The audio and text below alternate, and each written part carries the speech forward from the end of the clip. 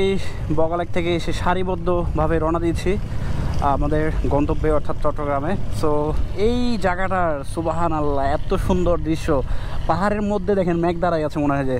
So মেঘগুলো যখন এখানে ছড়াছড়ি আর এই জায়গার ভিউটা ভাই অ্যামেজিং, পুরা গরিবের লাদাখ।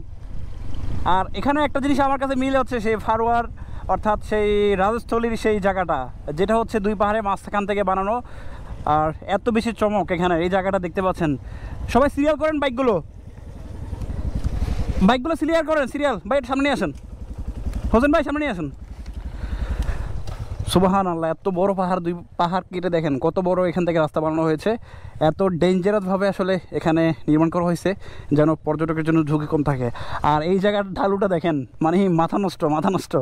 সো আমাদেরকে সাবধানে যেতে হবে, কারণ আমরা সেই 1300 ফিট উপর এখন আছি, যেটা হচ্ছে সেই বগালেকের উপরে সর্বোচ্চ।